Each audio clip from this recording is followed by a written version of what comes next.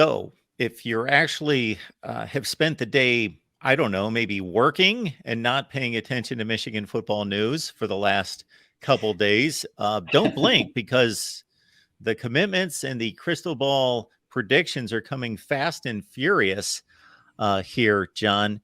Uh, so, the headliner is certainly uh, one Jordan Marshall.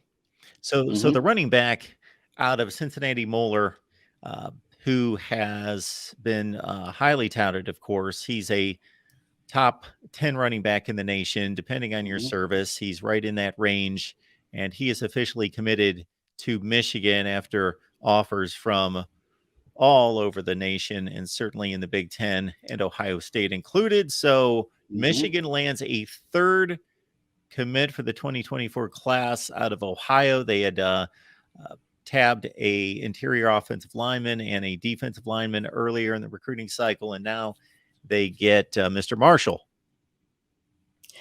Absolutely. And there's so much to just dive into. He had 25 other offers on the table, and the top ones, everybody's been talking about Ohio State, of course, and the fact that his dad is a fan of Ohio State.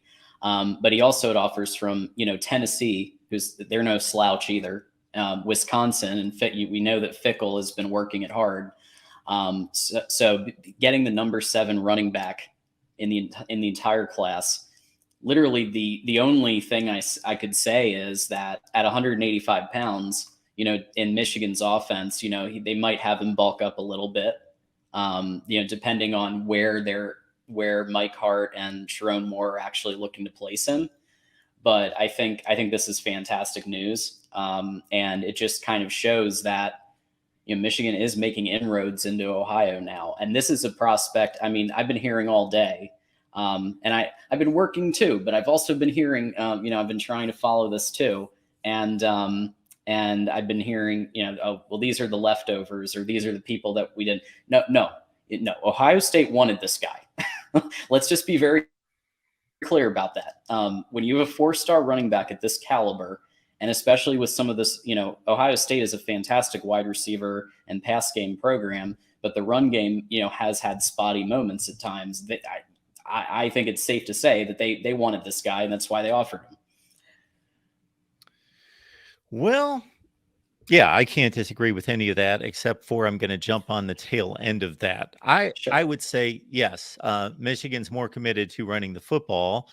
We're also in a situation where I think we would all expect that Donovan Edwards and Blake Corum would be moving on to the NFL after this season. So Hmm. the pathway is clear, more so than at Ohio State, where Travion Henderson hasn't proven nearly as much, even though he did have a nice 2021 season. Mayan Williams, maybe the same thing. Maybe they, one or both of them, stick around. And Dallin Hayden is also in line at Ohio State, as well as not even going into their 23 and 24 recruiting classes.